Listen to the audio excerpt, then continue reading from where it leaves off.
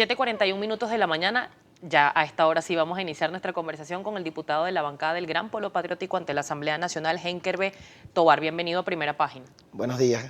Muchas Henkerbe, gracias. mucho que comentar en materia política, muchos temas, sobre todo en materia de economía también. El día de ayer estuvo con nosotros en esa misma silla el diputado de la Mesa de la Unidad Democrática por el Estado Mérida, Carlos Paparoni. Él aseguraba que después de Semana Santa se va a activar ya lo que va a ser la ley de referendo y también se va a discutir o se va a proponer para discutir en plenaria de la Asamblea Nacional lo que va a ser esta propuesta de enmienda constitucional.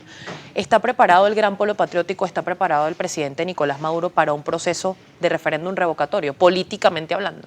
Sí, bueno, primero que nada, debo mencionarte que todo este tiempo que tenemos nosotros dentro de la Asamblea Nacional, ya poco más de 2 meses juramentados como tal, el pasado 3 meses, pues ya que estamos allí en este espacio de la Asamblea Nacional, bueno, vemos cómo en los recientes días ya muestran pues la verdadera cara los diputados de la bancada de la derecha, los diputados de la contrarrevolución.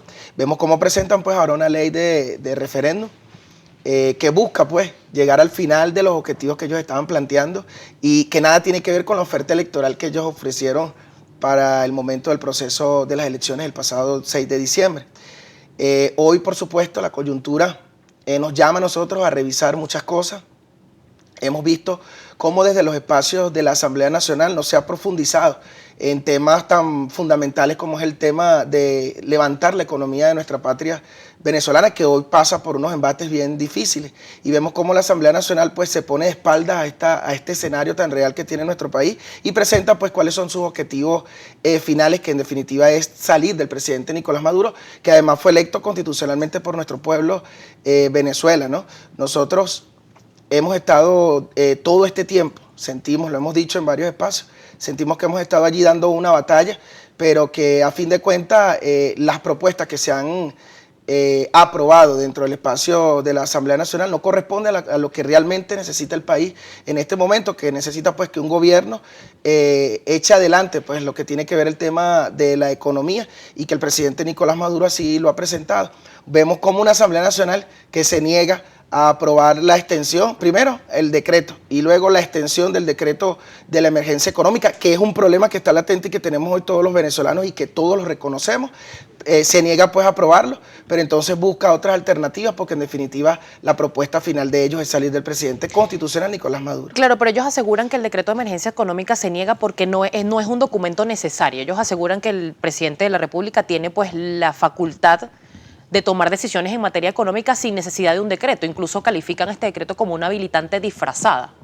Sí, bueno, de alguna otra manera van a buscar cualquier tipo de excusa pues, para que por un capricho, y quizás el calificativo no es el más indicado, pero nosotros lo vemos así, como un capricho de no aprobar la extensión del decreto, no aprobar el decreto, viéndolo desde el punto de vista de que el presidente pueda tener esas facultades o no. Yo creo que con la medida que dictó el Tribunal Supremo de Justicia, donde validaba pues el decreto y ahora la extensión de este decreto, el presidente ha tomado acciones bien puntuales en el tema de la economía para profundizar en lo que tiene que ver, lo que tiene que hacer en definitiva nuestro país, que es dar un salto adelante hacia el tema de la economía. Pero ¿cómo queda allí lo que es la voluntad popular? La gente votó y se logró una mayoría calificada por parte de la Mesa de la Unidad Democrática. Ellos aseguran, y es el poder legislativo. ¿Cómo el Poder Judicial está por encima entonces de la elección popular de estos diputados?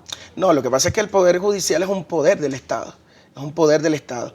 La Asamblea Nacional también es otro poder del Estado, así como el Ejecutivo, y está el poder electoral y el poder ciudadano. Pero con estas decisiones el TCJ no está desconociendo a la Asamblea. No, por supuesto que no, porque tiene sus facultades. Hay una sala plena constitucional que es la que debe analizar los artículos de nuestra Constitución como la Carta Magna de nuestra Constitución. Hay un procedimiento legal. La Asamblea pudo haber no aprobado el decreto de emergencia económica, pero a través del Poder Popular se solicitó una interpretación al Tribunal Supremo de Justicia, específicamente a la sala que compete en esta área, y determinó que sí, que era perfectamente legal la confirmación pues, de este decreto de emergencia económica que hiciera nuestro presidente, y no obstante con esto extendió pues ahora este decreto. Y yo creo que más allá de eso, de si la Asamblea se pone a derecho o el Tribunal Supremo de Justicia está por encima de la Asamblea, porque son unos poderes del Estado que entre cada uno debe haber corresponsabilidad y respeto. Eso sí debe existir. Nosotros vemos declaraciones del presidente de la Asamblea Nacional, vemos declaraciones de algunos diputados de la Contrarrevolución, diputados de la Mesa de la Unidad, donde desconocen al Tribunal Supremo de Justicia, no solamente eso, desconocen al Ejecutivo, desconocen a las Fuerzas Armadas. Entonces, cuando nosotros vemos estas cosas y vemos la cantidad de acuerdos, de propuestas de ley que ellos están llevando a la Asamblea Nacional en función de decretar una especie de una emergencia humanitaria en nuestra patria venezolana, vemos que entonces el rumbo va hacia otra parte. Vemos un Obama diciendo recientemente que renova el decreto que hiciera donde declaraba como una amenaza inusual a Venezuela, que en su mente, yo creo que ni siquiera en la mente de Obama cabe el pensamiento de que Venezuela signifique una amenaza para los Estados Unidos. Bueno, según el presidente Obama no es contra Venezuela, sino con algunos funcionarios puntuales del gobierno nacional. Pero el decreto lo dice, el decreto en su título, en el solo título dice que considera a Venezuela como una amenaza inusual para la seguridad de los Estados Unidos.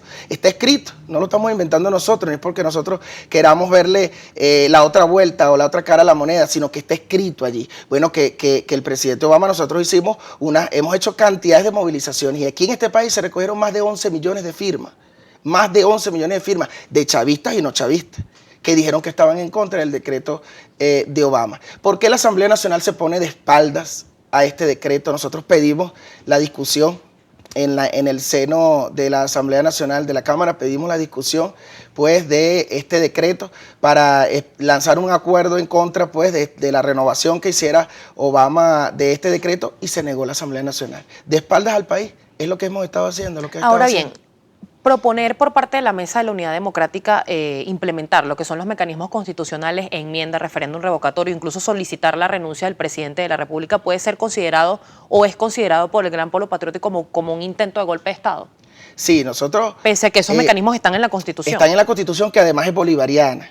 Y que aprobó y que promulgó el comandante Hugo Chávez, la promovió el comandante Hugo Chávez, y que fue la Constitución que por primera vez en la historia del mundo fue consultada al pueblo para que dijera si estaba o no de acuerdo con que esa Constitución la rigiera, ¿no?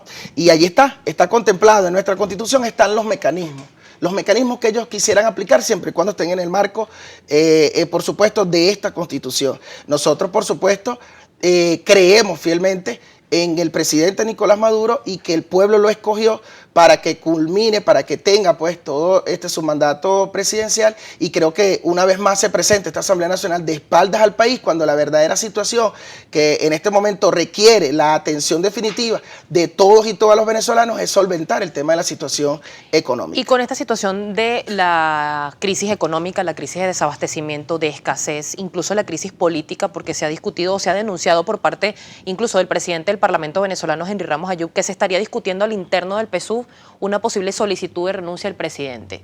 ¿Esto es cierto o es falso? Totalmente falso. Si se presenta un referéndum revocatorio, ¿tiene músculo político el presidente Nicolás Maduro para enfrentar y volver a ser electo o ser ratificado en el cargo en este caso? Mira, nosotros estamos en este momento en un proceso que hemos llamado, el presidente mismo ha llamado al Congreso de la Patria, que es el espacio para la reagrupación de todas las fuerzas políticas, de todos los movimientos sociales, de todas las fuerzas chavistas, bolivarianas, comprometidas con esta patria.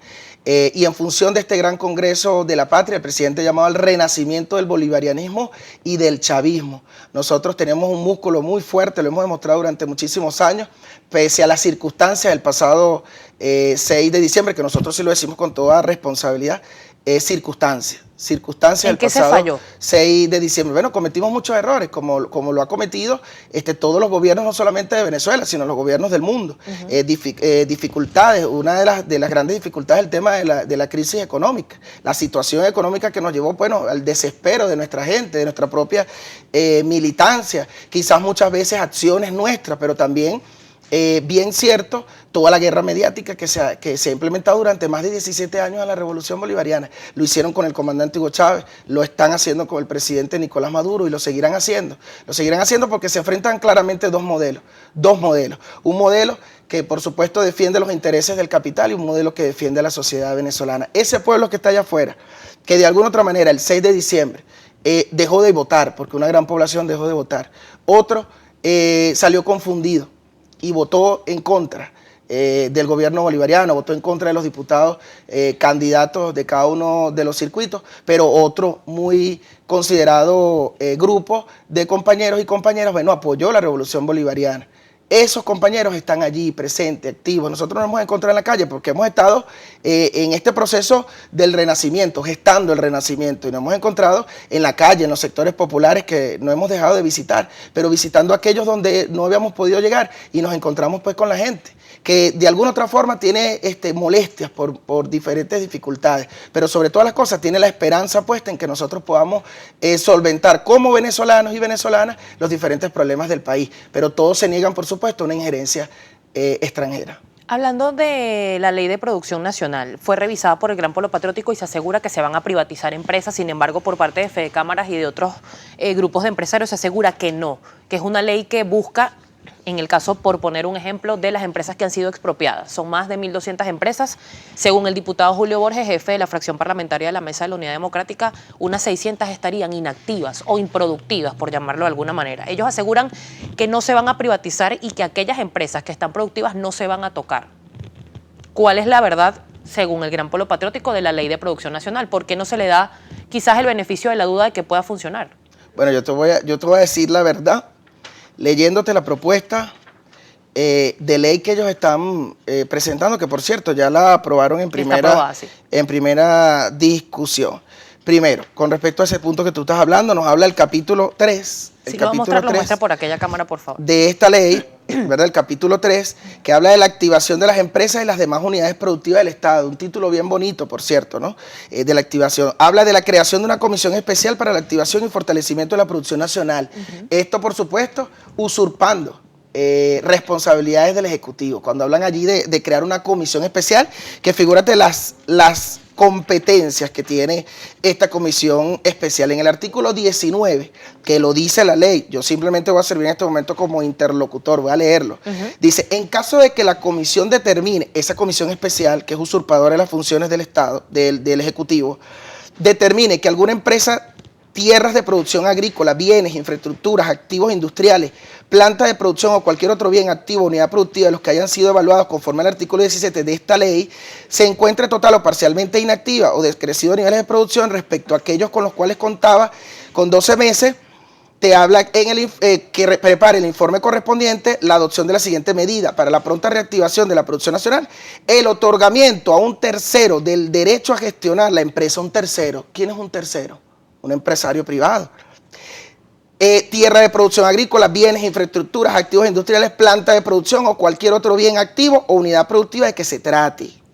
Aplicando un procedimiento de selección, pero mira esta parte interesante, y la verificación de que el interesado cuenta con la capacidad financiera y la experiencia necesaria para alcanzar esos fines.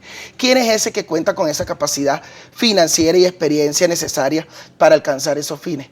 La empresa privada. Entonces, en el artículo 19 de esa propuesta de ley, ellos están planteando devolver las empresas que de alguna otra manera fueron nacionalizadas a las empresas privadas. Y cuando estamos hablando de esas empresas, estamos metiendo en ese saco a todas las empresas, que ciertamente hay algunas que de alguna otra forma no han dado los resultados que nosotros esperábamos que diera, pero ciertamente debemos reconocer que hay otras que se han dado los resultados extraordinarios. ¿Cuáles están dando resultados en este momento? Porque se denuncia que, por ejemplo, una de las más emblemáticas, Lácteos Los Andes, no está produciendo lo que debería producir. Pero está produciendo Lácteos Los Andes y es la única que está ahorita en el mercado.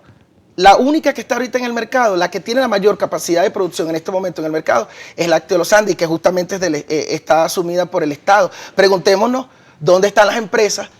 ¿Dónde están las empresas que producían los mismos productos que está produciendo Lácteos Los Andes? Pero te quiero mencionar un caso bien puntual y tiene que ver con la Fábrica Nacional de Cemento, las cementeras que fueron nacionalizadas, cementos que se pusieron a la orden de la Gran Misión Vivienda Venezuela. Si nosotros no hubiésemos podido, si el gobierno nacional no hubiese nacionalizado Cementos Venezuela, hubiese sido imposible construir más de 1.080.000 pero si estas si empresas productivas que pudieran pasar, según lo están denunciando ustedes, a manos de las empresas privadas comienzan a funcionar, ¿no tendrían igual la supervisión de entes del Estado como la SUNDED, como el CENIAT, que pudieran verificar que no se pasen o que no se desvirtúe la razón de estas empresas? Esas fueron las excusas que buscaron hace muchísimos años y fue la excusa que le dieron a nuestro pueblo durante muchísimos años los gobiernos de la Cuarta República para privatizar las empresas, y cuando las privatizaron hicieron totalmente lo contrario de lo que habían ofrecido y habían prometido. Nuestro gobierno busca, por supuesto, tener la mayor suma de felicidad posible a nuestro pueblo, y allí está, clarito, este artículo que habla de la privatización nacional de esas empresas. Por cierto, debo decirte allí, porque sé que el tiempo es un poco apremiante, ¿no? Ley que por cierto llaman de la producción nacional, y no te habla en ninguno de sus artículos lo que es la promoción de la producción nacional, cosa que sí está haciendo el presidente con la activación de los 14 motores.